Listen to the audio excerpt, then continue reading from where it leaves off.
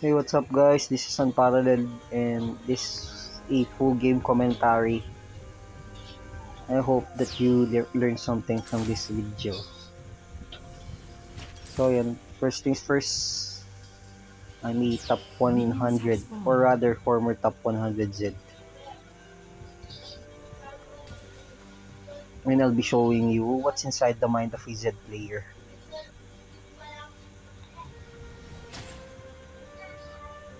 Let's end your existence. So in this game, we're against a Malphite with Arcane Comet. And dahil naka-Arcane Comet siya, and yung binili niya is yung first item niya is yung ayun ko tawag doon, Tome of Amplification ba yun? Basta yung pang AP. Matik na mag-AP siya. So ito ang ginagawa natin, magpi-play safe lang tayo. Kasi ganun lang gagawin ng Malphite sa atin. Sa first kill lang tayo, sa first kill lang, poke lang tayo hanggang mamatay tayo. Kaya ang ginagawa ko, nagdalasit lang ako under tower. Hinayaan ko lang mag-crash yung wave sa tower ko. Kasi pinupush naman niya. Mali-mali yung ginagawa niya yan. Dapat nagpi-freeze siya kasi alam niyang kaya niya akong i-poke pag umangat ako for creeps. Kaya ito ginagawa ko. Di ba? So kasi hindi ako masyado malapit and willing ako mag-miss na CS. Basta healthy ako later. So dito pinasok ko siya. So wala siyang gagawin sa akin. Pag nag-Q siya, wala siyang damage. Diba? Ayun, first blood siya. Kampante ako, mananalo ako sa kanya doon kasi naka-conqueror ako and giant slayer na rule. Hindi ako nag-first strike this game kasi nga Malphite yung katapat ko sa mid. And alam naman natin na magko-cooldown yung first strike pag hinit ka ng kalaban mo. Eh pag first killan tayo ng Malphite, edi mag-hit, mag-cooldown lang yung first strike natin. Hindi natin masyado magagamit. So ito, wala tayong choice kundi hayaang mamatay yung Xin Xiao. Kasi low na ako, so wala pa akong skill. Tapos baka sabihin nyo ako nagdala ng Riven doon. Pero makikita nyo naman na dumiretso na yung Riven doon at hindi nga ako hinabol. Kasi ibig sabihin warded yung blue side niya na yun. Kasi makikita nyo pa yung Malphite doon dumiretso pagka spawn niya. Imbis na sa mid. So, kahit di ako pumunta doon, mamamatay talaga siya kasi alam nila nandun siya. Kaya ang ginawa ko, winard ko na lang yung blue niya. Kasi nakita kong dini-ward ng Yuumi yung control ward doon. Para at least may vision pa rin kami. Atching pa ako. Hey, excuse me guys. So yun, nakita ko dito na naka-glutinous greaves ako. Hindi ako bumili ng armor pen na boots. Kasi gusto ko may pagpaluan lang sa Malphite. Ayun inoto-attack ko muna siya ng mga ilang beses. Tapos nung nagka-conquer, na full na stack na yung conqueror ko, doon ako nag-ulti. Namatay ako kasi na-ultihan ako under tower. Pero kung hindi ako na-ultihan under tower nun, mabubuhay sana ako. Pero yun nga, nakita nyo naman yung lakas ng all-in ko. Yung power ng all-in ko dahil sa setup kong conqueror with glutinous greaves. Kaya matapang ako may pagpaluan din sa Malphite. Kasi naka-comment lang siya. Kasi pag nag-Q siya, wala siyang masyadong gagawin sa akin. Papaluin na lang niya ako. Eh mas lamang ako sa paluan. Ayan. Binubuli ko na lang yung ako pa yung bumubuli sa Malphite ngayon. Dahil naka-conqueror ako tsaka glutinous greaves. Lugi pa yung Malphite sa akin.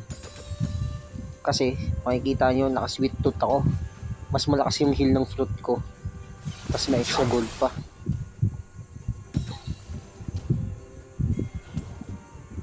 So ito, kahit alam ko mapapatay ko pa rin siya dito, hindi ko na pinasok. Kasi may magkaka-ulti na ako dito eh.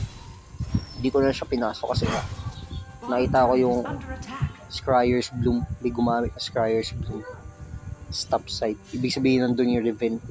Mas mabilis na siya makakahabol in case na pumasok ako. So ito guys, nakita ko yung Malphite na nag-roam. So sinundan ko. Baka kasi mamatay sila. So yun, fortunately wala naman nangyari kaya bumalik na lang ako sa mid.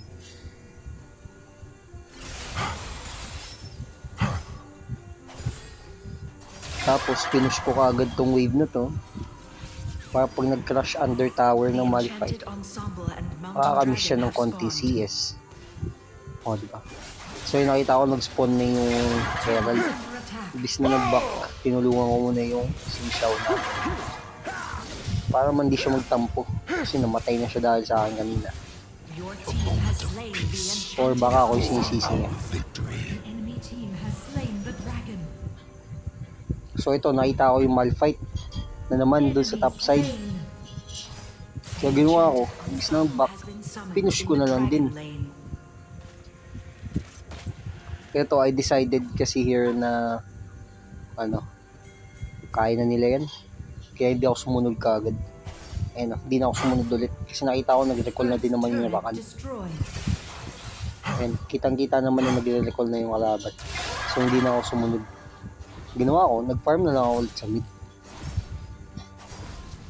Kumuha pa akong dalawang plate dito. Mga dalawang plate pa ako dito. O, diba? 300 gold na yun, guys. Worth 1 kill na yun, ha. Dalawang plate worth 1 kill yun. Huwag nyo kalimutan. So yun, Eclipse ang first item natin. Nakita nyo yung back ko na yun. Naka 2k gold ako, 2,000 gold sa isang back lang. Kasi ang dami kong ginawa para mapag-farm ng ganun. So yun, dahil Eclipse nga first item natin kasi it's good against high health enemies pala, such as Malphite. Kasi yung shield makakatulong sa akin pag naipagsuntukan ako sa kanya o naipag-trade ako. Ito, nakita ko pumasok yun dito yung Xingqiao. Nagping na kasi naka-attack yung Xingqiao dito. Dito muntik pa ako mamatay. Yun, kaya nag-flash ako patagilid kasi alam ko babato niya yung ulti. For our victory. Recall na tayo. Kasi ito, nakita ko na yung Poppy pumunta sa mid. Kaya ginawa ko, pumunta na ako ng bot. Kasi, imbis na may pag-agawan ako ng farm dun sa Poppy, dito na ako sa bot para kunin yung free farm dito. Tapos baka mapatay ko pa yung Graves dito. O, diba? Mas efficient to kaysa nga may pag-agawan dun sa Poppy sa mid. Pag namatay siya, hindi maalas niya. Hindi ko nakasalanan yun. You're already dead.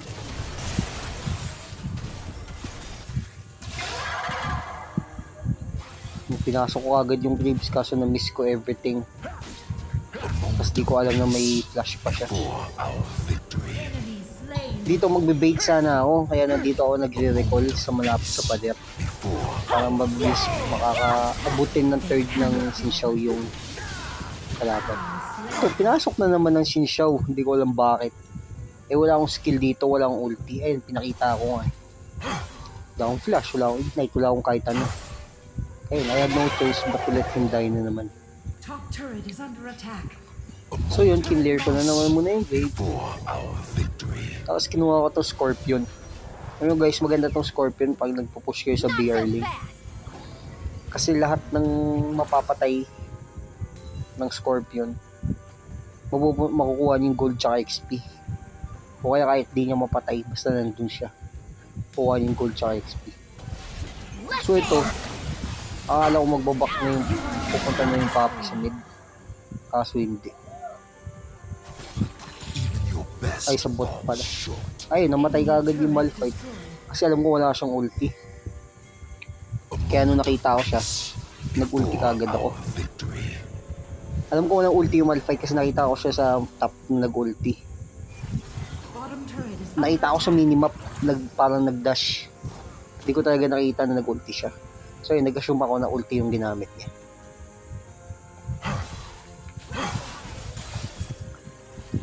Maintindihan nyo yung mga small details na yun, guys. Dapat iniintindi nyo pala yung mga small details na yun. Kaya dapat lagi kayo nakatingin sa map eh. O dito, alam ko yung Riven nandito sa damo. O diba? Kasi nakita ko nga siya sa minimap. Tapos nag-pop tayo ng apal dito. Sweeping lens. Tapos nag-abang ako doon sa damo. Nung narot ako, nag-back na kagad ako. Shut down. Kasi baka ma-burst tayo ng Riven. Allies Ito, napatay naman nila yung Riven dito. Kaso namatay din yung Rakan. Ito, maling-mali yung ginawa ng Jhin dito. Ayun, gusto niya akong patayin. Hindi umalis lang ako agad dun sa ano, sa SS niya. A moment of Tapos peace. tumayo siya, nakatayo lang siya dun eh. Victory. E di isang combo lang yung kailangan para mamatay siya. Tapos yun, kung nakita niyo yun guys, tinira ko muna yung tower imbis na tirahin yung Malphite. Kasi kung may tower yun habang dinadive natin yung Malphite, di mo mamatay tayo. Kita niyo, isang tower shot na lang yan. Kasi ito, makikita nyo gano'n ako ka-greedy. Imbis na mag-recall na, pinush ko muna yung wave. Kinuha ko yung wave. Tapos kinuha ko pa yung next wave. Tapos kinuha ko pa yung fruit. Para dun sa 45 gold na yun. team has stolen the dragon. Yun, recall na tayo. Nakabili na tayong Last Whisper. Nakasiridas na din tayo guys. Tsaka Last Whisper. Binili ko agad yung kaya ako nagsiridas kasi marami silang shield. May Yumi, Allies slain. may Malphite, tapos yung Riven pa. Tapos ngayon ko na napansin, naka-barrier pala yung Yumi, tsaka naka-barrier din yung Jhin. So yung Siridas is bayad na bayad talaga. Gamit na gamit. So ito, mid-game na. So as Zed, ang trabaho niya lang talaga is mag-push. Or, mag-split push pala. Yan. Kasi alam naman natin lahat na malakas sa 1v1 yung Zed. So, in case na may tumapat sa inyo, kaya nyo patayin. And makakatulong yung kunwari, 2 or 3 yung humabol sa'yo sa side mo. Yung team mo, mananalo sa team fight sa kabila. Kasi outnumbered nila yung kalaban. Kasi 3 nga yung mahabol sa atin sa top eh. Diba? Nasipin yung mga ganong bagay. Kaya importante yung pag-split push. Kasi ito nakita ko na magbabaron na kami dito. Kaya kinuha ko na yung blue. Kasi alam kong magkaka-team fight. Nagtipi na lang din ako agad dito. Ayun, nakita ko yung Riven pumasok doon sa damo. Kaya pinasok ko agad. Ayan. Tapos nag-ulti. Hindi man ako nakapatay, at least napatay namin siya. Kasi importante makuha namin yung Baron. Para ma-end na namin. Kasi sobrang lamang na namin eh. Diba? Hinayaan ko na lang yung mga team ko tapusin eh. Patayin yung kalaban eh. Kaya nila yan. Pinapaubaya ako na sa kanila.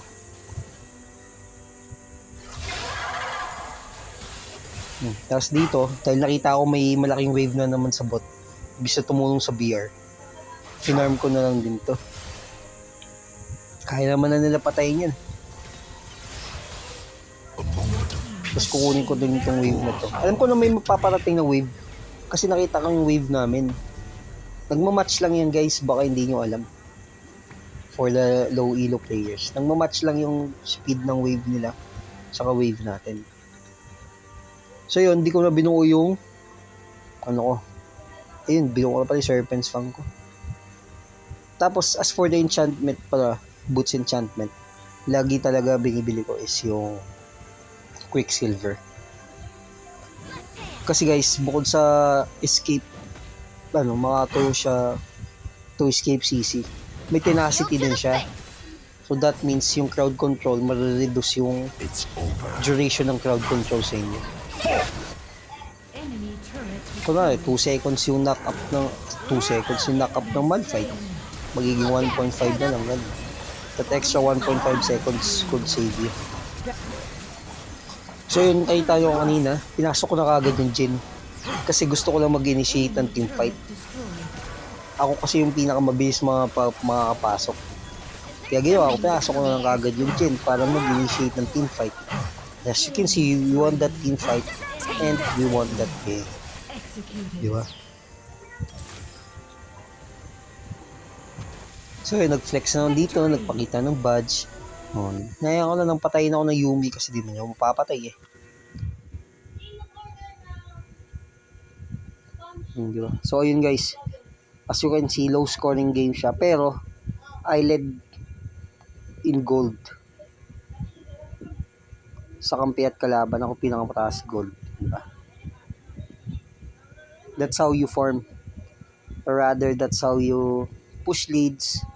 And, ayun nga, mag-farm efficiently. That's all guys. Thank you.